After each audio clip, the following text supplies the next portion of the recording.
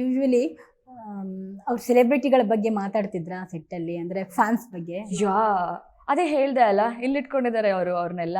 So ಅವ್ರ ಸೆಲೆಬ್ರಿಟೀಸಿಗೆ ದರ್ಶನ್ ಸರೇ ಪ್ರಪಂಚ, ಇವ್ರಿಗೂ ಅವ್ರುಗಳೇ ಪ್ರಪಂಚ. ಹಂಗಿದೆ ಅವ್ರ ಬಾಂಡಿಂಗ್ಸ್. ಏನೇ ಆಗಲಿ ನೀವು ಇವಾಗ ನೋಡ್ತಾ ಇರ್ಬೋದು, ಯಾರು ಬಿಟ್ಕೊಟ್ರು ಅವ್ರು ಬಿಟ್ಕೊಡ್ತಾ ಇರಲಿಲ್ಲ, ಅವ್ರು ಬಿಟ್ಕೊಡ್ತಾ ಇಲ್ಲ. ಯಾರು ಮಾಡ್ತಾರೆ ಅದನ್ನ ಇಂಥ ಕಾಲದಲ್ಲಿ? ನಮ್ಮವರೇ ನಮ್ಮನ್ನ ತುಳಿಯಕ್ಕೆ ನೋಡ್ತಾರೆ ಅಂತ ಪರಿಸ್ಥಿತಿ, ಅಂತ ಕಾಲ ಇದು. ಬಟ್ ಅವ್ರುಗಳು ಇಲ್ಲಿಟ್ಕೊಂಡು ಮೆರೆಸ್ತಾ ಇದ್ದಾರೆ ಅವ್ರನ್ನ. ಸೊ ಖುಷಿ ಆಗತ್ತೆ ಆ ಬಾಂಡ್ನ ನೋಡಿದಾಗ. ಒಂದು ಆರ್ಟಿಸ್ಟ್ಗೆ ಅದಕ್ಕಿಂತ ಹೆಚ್ಚು ಬೇರೆ ಏನೂ ಬೇಡ. ಸೊ ನಾವಿಲ್ಲಿ ಸ್ಟ್ರಗಲ್ ಮಾಡ್ತಿರೋದೇನಕ್ಕೆ? ಅವ್ರಿಗೋಸ್ಕರ. ಸೊ ಅವರೇ ಅದನ್ನ ಅಪ್ರಿಷಿಯೇಟ್ ಮಾಡಿ ನಾವಿದೀವಿ ಅಂತ ಹೇಳಿದಾಗ ಅದಕ್ಕಿಂತ ಐ ಡೋಂಟ್ ಥಿಂಕ್ ಏನು ಮ್ಯಾಟರ್ ಆಗಲ್ಲ. ದರ್ಶನ್ ಅವರ ಅನುಪಸ್ಥಿತಿ ಇದೆ. ಅವರ ಅನುಪಸ್ಥಿತಿಯಲ್ಲಿ ನೀವು ಅವರ ಪಾತ್ರದ ಬಗ್ಗೆ ಸ್ವಲ್ಪ ಏನಾದರೂ ಎಕ್ಸ್ಪ್ಲೇನ್ ಮಾಡ್ಬೋದಾ? ಖಂಡಿತ. ನೀವು ಆಲ್ರೆಡಿ ಇವಾಗ ಟೀಸರ್ ಬಿಟ್ಟಿದ್ದಾರೆ ಆ್ಯಂಡ್ ಸಾಂಗ್ಸಲ್ಲಿ ಅವ್ರ ಲುಕ್ ಗೊತ್ತಾಗ್ತಾ ಇದೆ ನಿಮಗೆ ಹೆಂಗಿದೆ ಅಂತ.